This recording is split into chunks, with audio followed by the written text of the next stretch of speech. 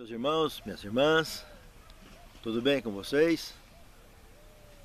Para mim é uma grande alegria, mas essa oportunidade de abrirmos juntos a Palavra de Deus e principalmente abrindo um novo trimestre, já o terceiro trimestre do ano de 2020, e juntos podermos estudar a Palavra de Deus. Eu gostaria, antes de iniciar esse estudo, de convidá-los para uma palavra de oração. Senhor Deus, muito obrigado por este momento tão oportuno de podermos estudar a Tua Palavra, de abrir a Tua Palavra e buscar nela o sustento para a nossa fé. Nos abençoe, nos guiando durante o estudo da mesma, para que possamos não só compreendermos, mas ter condições de praticar e de transmitir às pessoas que nos cercam, para que assim possamos, pela Tua graça, cumprir com a missão que Tu tens confiado a cada um de nós. É o que te pedimos, agradecidos, com o perdão de nossos pecados e faltas, em nome de Jesus. Amém, Senhor. Esse trimestre, fazendo amigos para Deus, a alegria de participar da sua missão. Realmente, meus amados, conduzirmos a nossa visão a esse slogan sugerido pelo autor, coberto de razão ele está em afirmar isto, que essa obra missionária não é nossa, é de Deus. E é um privilégio nós poder participar. E não há uma forma melhor e mais nobre e mais prazerosa do que fazendo amigos para Deus. Estender um ciclo de amizade entre a humanidade e Deus, por ter isto uma importância muito grande em toda essa questão, quando envolve principalmente o termo chamado salvação. Nós poderíamos aqui levantar de forma prévia motivos básicos, que o último deles mergulha exatamente no conteúdo da abertura desse trimestre. O primeiro deles, a saída do Éden. Veja que esse planeta aqui todo era chamado de Éden, e ao oriente do Éden foi plantado um jardim pelas mãos do Senhor. Isso é algo muito importante. A saída do Éden foi um marco muito duro na história da humanidade, porque todo o planeta era um Éden. E agora, nesse jardim maravilhoso que o Senhor plantou ao oriente do Éden, os nossos primeiros pais foram expulsos, Adão e Eva. E foi uma marca muito triste na história do nosso planeta, a expulsão desses líderes responsáveis por esse planeta, diante de Deus e de todo o universo. Mas não ficou só nisso. As marcas da história deste planeta. Logo, alguns anos mais tarde, estaria acontecendo outra tragédia terrível, o dilúvio, que é uma segunda marca lamentável da história do nosso planeta. A extinção da raça humana aqui nesse planeta, tendo sobrado apenas 4 casais. Uma terceira marca aconteceria há menos de 500 anos à frente do dilúvio, conhecida como a extinção de Sodoma e Gomorra. O dilúvio destruiu o planeta com água. A raça humana foi destruída com uma tempestade de 40 dias e a família de Noé ficou 1 ano e 10 dias dentro daquela arca, até que puderam sair. Sodoma e Gomorra, num jogo muito rápido, foi consumido em fração de minutos, e apenas Ló com 2 filhas se escaparam vivos dessa tragédia. A civilização de 2 grandes cidades foi toda consumida na cinza e ficou lá no fundo. E aonde era essa cidade se tornou um lago muito denso,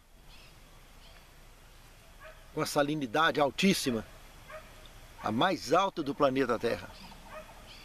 Por ironia do destino, na finalização de um rio cheio de vida, que durante o tempo estaremos comentando, o Rio Jordão. Um quarto ponto que poderíamos aqui levantar sobre a questão das tristes marcas desse planeta são os diversos cativeiros nos quais o povo de Deus passou E de alguma forma Deus tentando através desses meios sempre salvar alguém, sempre preparar pessoas para a salvação. E muita tristeza foi colhida no meio de todas essas experiências, tudo fruto da escolha do próprio ser humano, que Deus todo o tempo convidava para serem seus filhos, para retornarem à casa. Depois de tantos cativeiros, Deus resolveu fazer algo mais poderoso ainda diante do universo. Deu o seu único da espécie, seu Filho unigênito, por amor a mim e a você. E aconteceu o Calvário, com seu Filho morrendo a morte eterna, pagando o preço que nenhuma criatura no universo teria condições de pagar. Se tornou como um de nós. E esse preço pago está aí à disposição como a principal munição da arma do evangelismo focado na direção da salvação. Uma arma que destrói as trevas e lança luz por onde quer que são pronunciadas as palavras do Evangelho que envolve as boas novas da salvação, mas premiadas pelo êxito do Calvário. Mas não deixou de ser outra marca triste na história do planeta, aonde um ser divino, de origem divina, um Deus que se fez homem, foi assassinado por pessoas más, que vivem nesse planeta, das quais ele veio para buscar e salvar. Por isso ele mesmo disse que veio buscar e salvar o que se havia perdido. E essa missão está em andamento até hoje.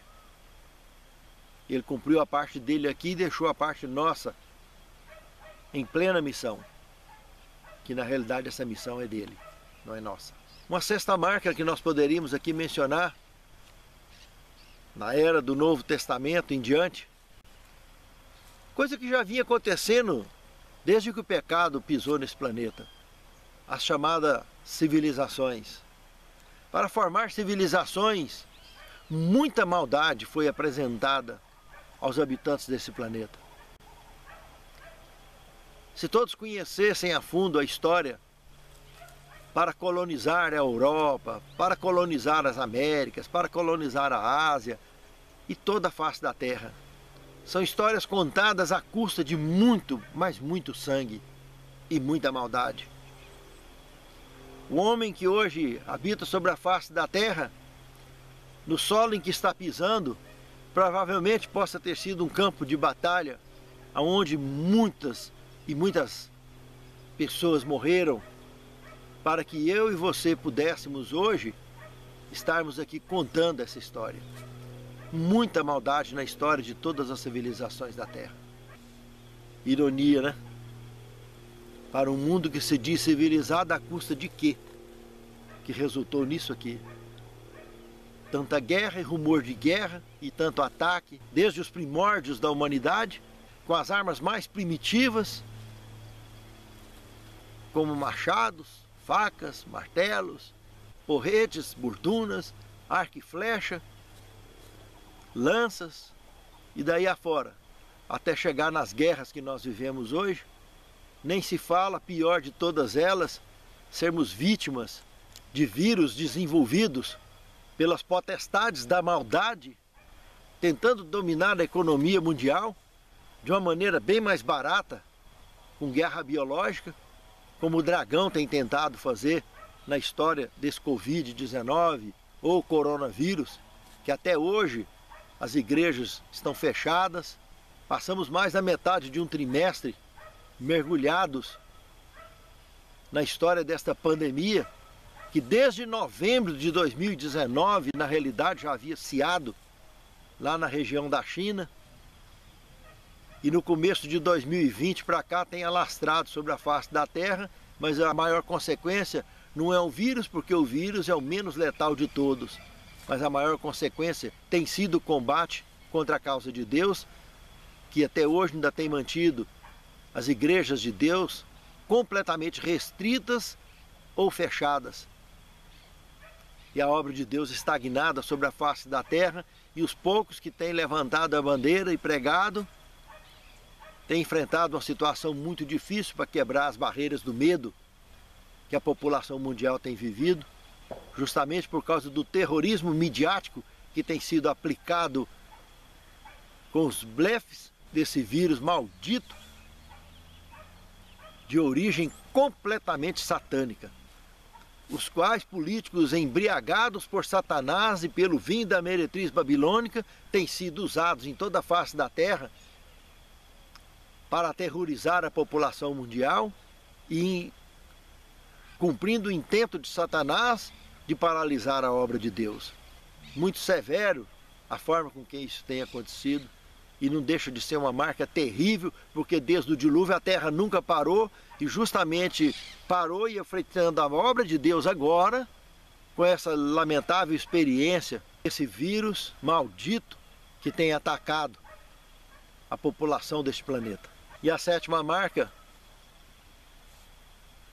a única que tem beleza em tudo isso, dessas 7 que eu estou apresentando, a sétima é a única que tem verdadeiramente beleza, é justamente o tema desse trimestre, fazendo amigos para Deus. A alegria de participar da sua missão. Saber que essa missão não é minha e nem sua, e nós não podemos ficar acomodados. E nós precisamos, com urgência, fazer esses amigos, chamar esses amigos da forma que nós tivermos acesso para nos prepararmos para a breve volta de Cristo, porque o assolador tem mostrado as suas garras. Já tem sido demonstrada, já há mais de 20 anos na história do nosso planeta, o esforço para se implantar no decreto dominical. E nós sabemos que para que isso aconteça, dependeremos basicamente da implantação de um governo mundial, evidentemente, de cunho satânico. E isso está muito perto de acontecer.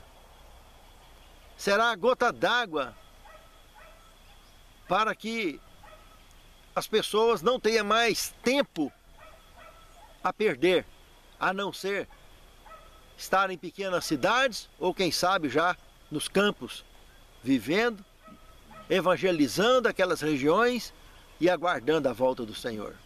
Por isso a importância de fazermos amigos para Deus. Na abertura então, analisando o primeiro tema, nesse trimestre, por que testemunhar? Temos aqui a citação de 1 Timóteo capítulo 2, verso 3 e 4, que diz o seguinte: isso é bom e aceitável diante de Deus, nosso Salvador, o qual deseja que todos os homens sejam salvos e cheguem ao pleno conhecimento da verdade. Irmãos, eu destacaria 2 palavras aqui nesse texto bíblico: todos e pleno. Que todos os homens alcancem salvação e todos os homens alcancem pleno conhecimento da verdade. Irmãos, isso é muito profundo o que Paulo está dizendo aqui para nós. Todos. Deus quer salvar a todos. Por isso que Cristo disse que Ele veio salvar o que se havia perdido. Então quando Ele fala todos, Ele não deixa exceção. Enquanto tem alguém que busque salvação na história do planeta, Ele veio para buscá-lo. E é por isso que eu e você temos que fazer amigos para Deus. E para isso, precisamos de, ao nos convertermos, de fato, buscarmos e encontrarmos o pleno conhecimento da salvação. O pleno conhecimento da verdade.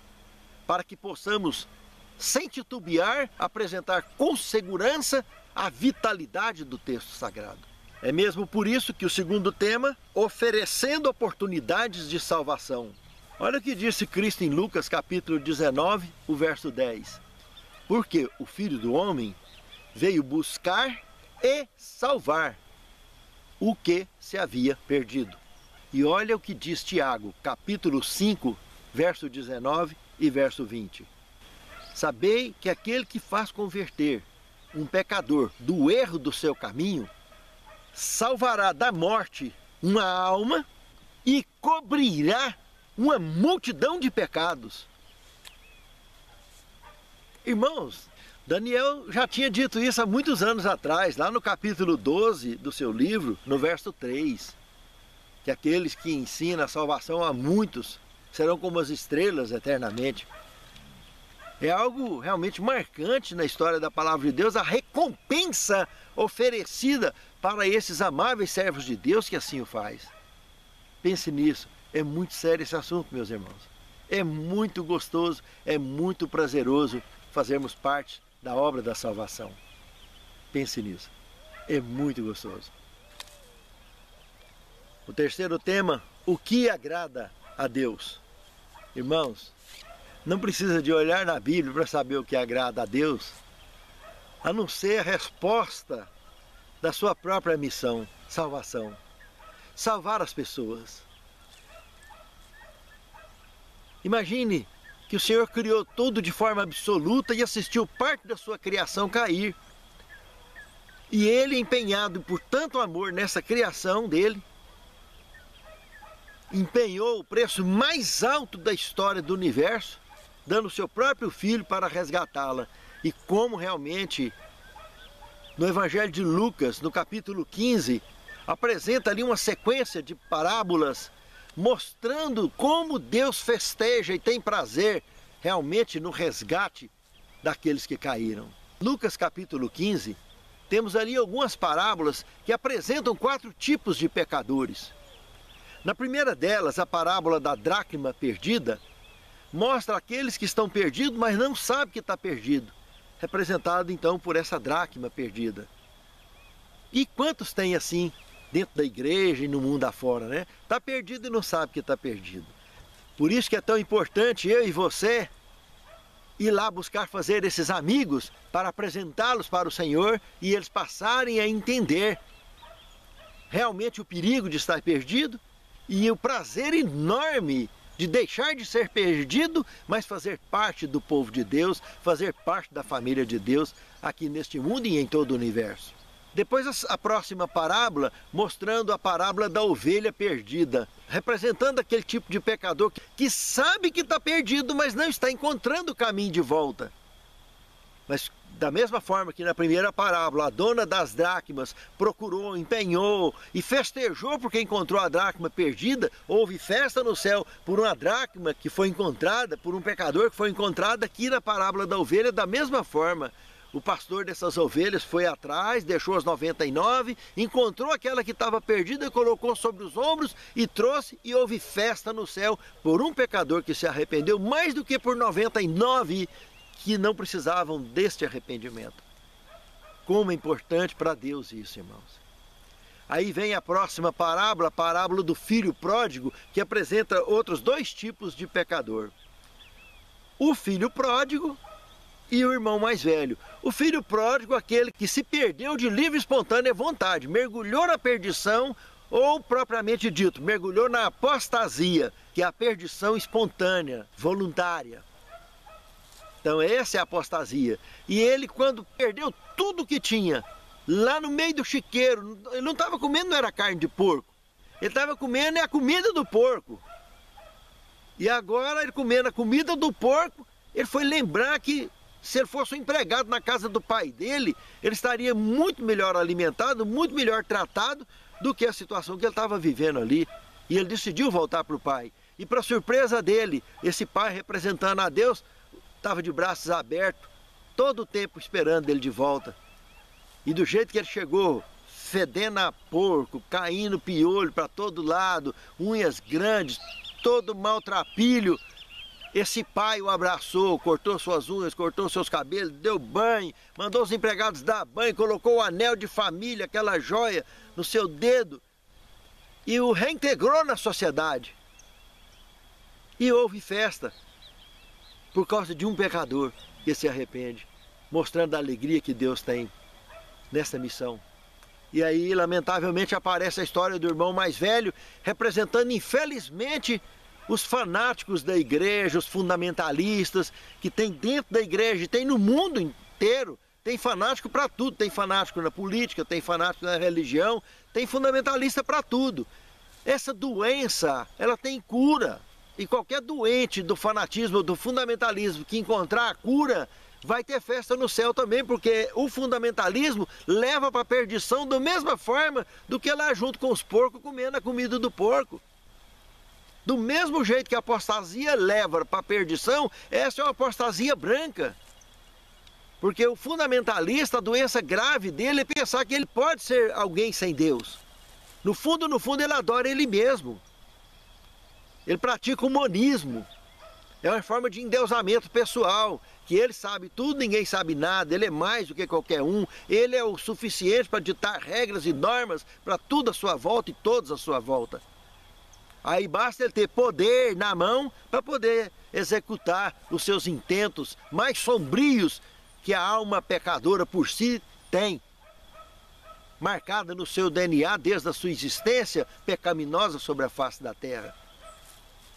As mais vis maldades serão apresentadas para todo aquele que se compromete com essa doença tão terrível, que é pior do que qualquer vírus, que qualquer coisa que tenha sobre a face da terra, porque ela combate o amor próprio, ela combate o amor ao próximo, ela combate a vontade de ser feliz.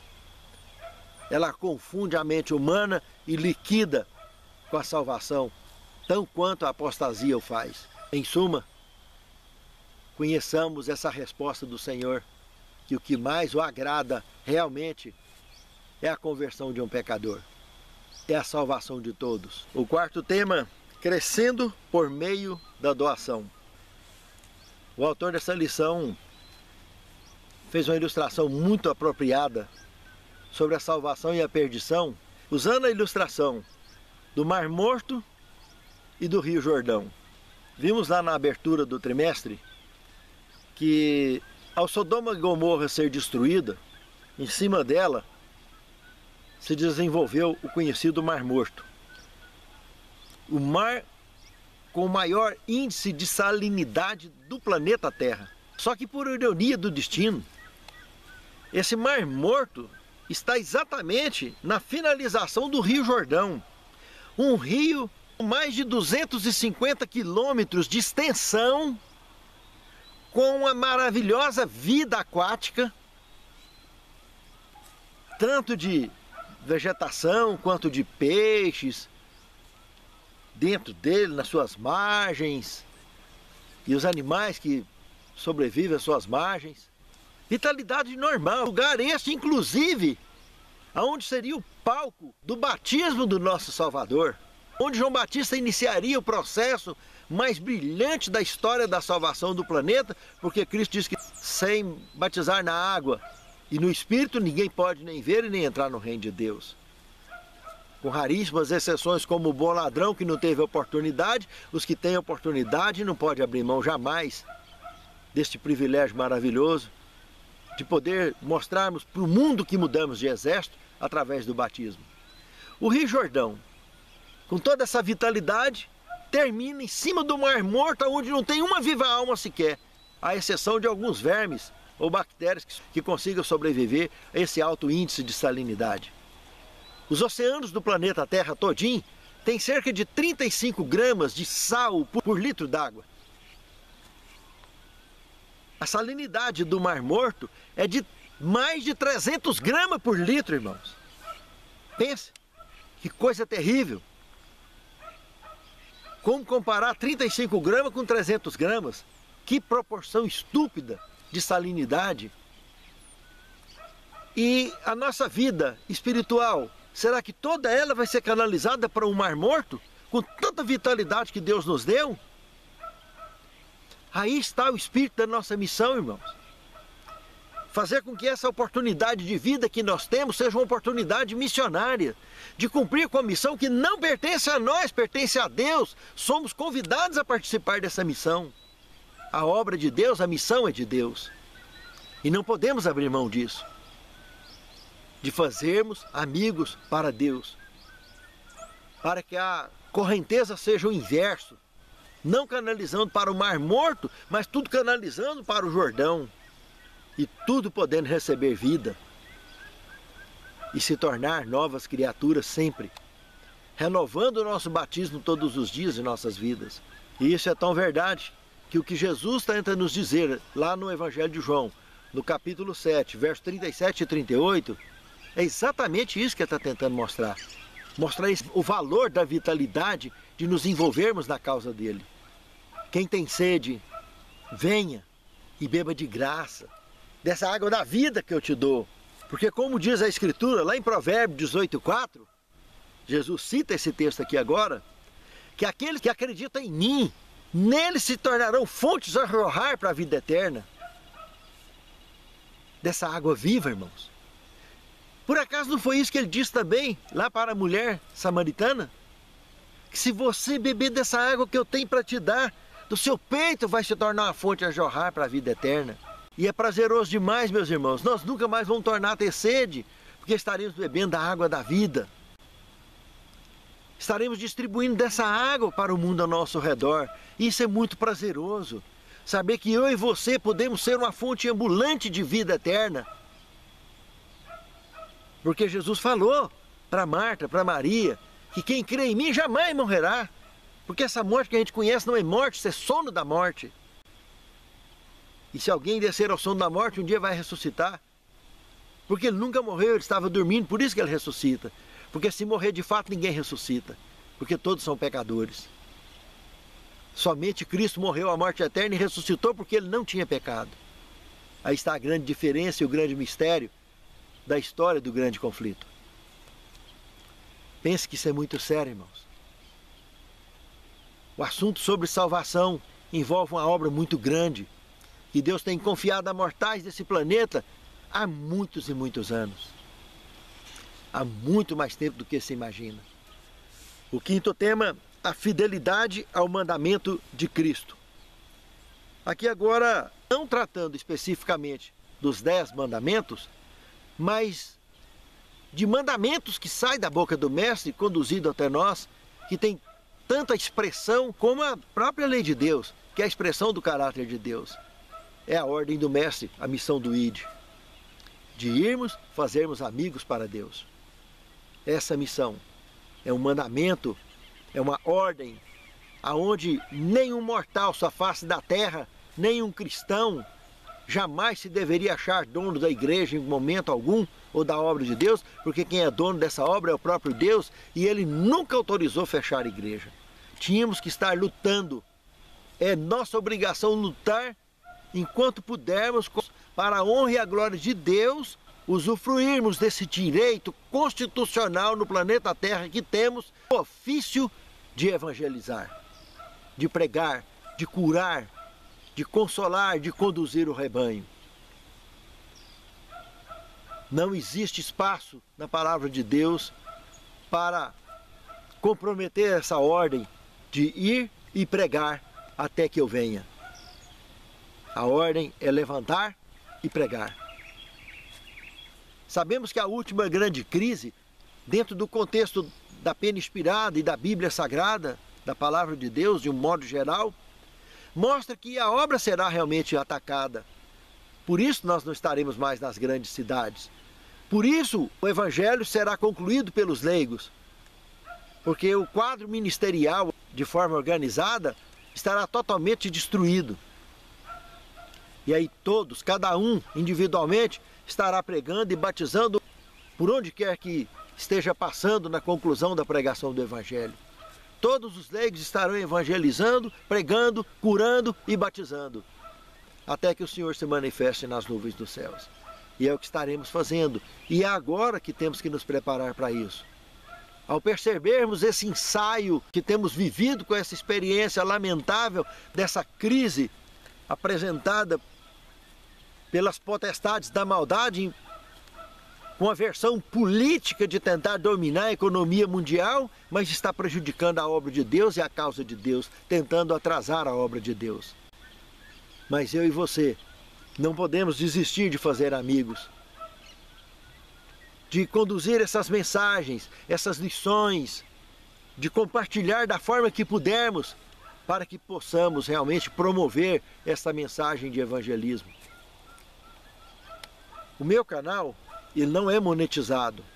Eu não ganho nada financeiramente para evangelizar, para editar lições, para pregar, para fazer nada.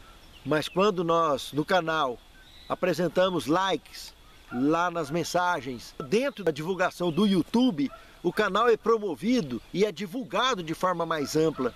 E assim outras pessoas também podem participar. Então fazer comentários dentro do canal e dar likes é muito importante para a promoção dentro do YouTube e ser levado dessa forma para outras pessoas. Por isso é importante nós aprendermos a nos inscrever no canal e a promover, seja o evangelismo que eu estou apresentando ou que qualquer outro servo de Deus também tenha apresentado. Se você interessa em promover essa mensagem, é importante que se dê like, é importante que faça comentários no canal, e isso promove o canal através do próprio YouTube, enquanto ainda existe liberdade sobre a face da terra. É uma forma de nós promovermos e compartilhando, e principalmente compartilhando isso com outras pessoas, nem se fala, pelas redes sociais, para que outras pessoas também possam chegar a esta mensagem da palavra de Deus da forma com que você também tem ouvido. Isso envolve o mandamento de Cristo de forma poderosa. Como disse Pedro, lá em 2 Pedro capítulo 3, verso 9, o Senhor, Ele não retarda a sua promessa. Ele é tardio, Ele é longânimo, não querendo que ninguém se perca, mas que todos venham ao pleno conhecimento da verdade. E se dermos sequência à leitura, veremos que Ele fala que o Senhor não retarda a sua promessa. Mas o dia do Senhor virá como um ladrão na noite, no qual os céus passarão com grande estrondo e os elementos ardendo se fundirão. Mas nós, segundo a sua promessa, aguardamos novos céus e nova terra onde habita a verdadeira justiça. É muito importante, meu amado irmão, minha amada irmã, que eu e você façamos amigos para Deus e apresentemos essa mensagem. É muito sério esse assunto. Por isso que o verso de abertura desse trimestre, 1 Timóteo capítulo 2, verso 3 e 4, também apresenta essa mensagem tão importante, de que Deus quer que todos sejam salvos e que todos tenham pleno conhecimento da verdade. Pense nisso. Não abra mão de fazer amigos para Deus. Os textos tema motivados pelo amor. O maior motivo conhecemos no Evangelho de João, no capítulo 3, verso 16, né? Porque Deus amou o mundo de tal maneira que deu seu único filho, seu filho unigênito, para que todo aquele que nele crê não pereça, mas tenha a vida eterna. E é mesmo por isso que Paulo aprofunda tanto, lá em 2 Coríntios, capítulo 5, verso 14, verso 15 e do verso 18 ao 20, aonde Paulo demonstra nessa descrição que ele entendeu a mensagem lá da serpente do deserto. Por que Deus tinha pedido para construir uma serpente de metal e colocado numa haste lá no deserto para aquelas pessoas que fossem picadas das cobras, da praga das cobras que vinham matando a tantos, ao olhar para aquela serpente de metal era curada. Os grandes sábios da humanidade, começando com Moisés daqueles dias, não podiam entender aquilo naquele momento. Por que Deus pediu para esculpir uma imagem que já era em si pecado, uma imagem de escultura de qualquer semelhança, né? Que é em cima no céu ou embaixo na terra, é pecado. E Deus mandou Moisés esculpir e fazer aquilo, e assim foi feito. E as pessoas, ao olhar para aquela representação de Satanás, que a serpente representa Satanás, as pessoas eram curadas. Mas isso foi o que aconteceu no Calvário, que Cristo falou que quando for erguido da terra, atrairá todos a Ele. Ele morreu a morte da serpente, a morte eterna. E é o que Paulo revela aqui nesse contexto de 2 Coríntios, quando ele fala que Deus o fez maldição, o fez pecado por nós. E Deus teve que virar as costas para ele no Calvário, porque o peso do pecado do universo todo estava nas costas dele. Estava nos ombros do seu filho. E Cristo morre a morte eterna. Deus teve que tirar por completo a possibilidade de vida do seu próprio filho. E de vida eterna. E como ele tinha vida nele mesmo, como ele falou no Evangelho, porque ele nunca pecou e levou esse dom da vida dentro dele mesmo, e por isso só ele, um Criador, um Deus, um ser divino, ao se tornar um de nós e não cometer pecado, viveu 33 anos sem cometer pecado, no apogeu da juventude, no vigor da juventude, morreu sem pecado. Aí ele ressuscitou. Por isso que quando o anjo Gabriel chegou, ele só chamou: Jesus, levanta, teu pai te chama. E ele veio. ressuscitou na sua forma original, que ele tinha antes de ter vindo para cá, por isso que ninguém o reconheceu, que ele não ressuscitou com traços de raça caída, mas com traços de raça pura e, acima de tudo, com traços da sua divindade que ele sempre teve. Que tudo que existe no universo foi feito por ele, nada do que foi feito sem ele se fez. E Paulo demonstrou ter entendido tudo isso e por isso revelou esse tema motivados por amor, que é o mesmo que motiva a mim e a você de ir e ensinar o mundo ao nosso redor, fazendo amigos para Deus. Pense nisso, amado irmão. Pense nisso, amada irmã. 7º tema. Como estás? Você está acomodado ou está arrochado com essa missão de fazer amigos para Deus? Há um trecho da Pena Inspirada, de Atos dos Apóstolos, página 105, que diz o seguinte: a perseguição que sobreveio à igreja de Jerusalém resultou em um grande impulso para a pregação do Evangelho. O êxito havia acompanhado o ministério da palavra nesse lugar, e havia o perigo de que os discípulos se demorassem ali por muito tempo, preocupados com a relação, a tarefa a que haviam recebido do Salvador, ir a todo mundo. O Evangelho de Jerusalém estava muito tranquilo, mas precisavam a Jerusalém, a Samaria, toda a Judéia, aí depois até os confins da terra. Mas como estava havendo muita dificuldade de abandonar a pregação do Evangelho ali naquela região de Jerusalém, Jerusalém acabou sendo atacada. Deus permitiu esse avanço para que aqueles membros ali de Jerusalém e das regiões onde estavam muito acomodadas pudessem realmente sair dessa zona de conforto e ir em direção à divulgação do Evangelho a todo o povo, tribo e língua.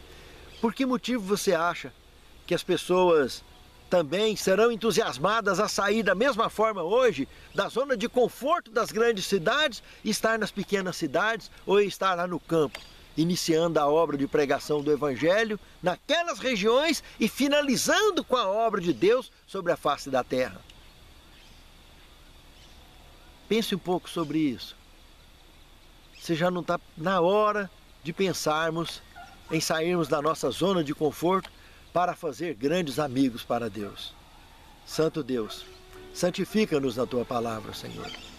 Encha-nos da coragem necessária e da sabedoria necessária para tomarmos as medidas necessárias neste momento tão importante da história do nosso planeta.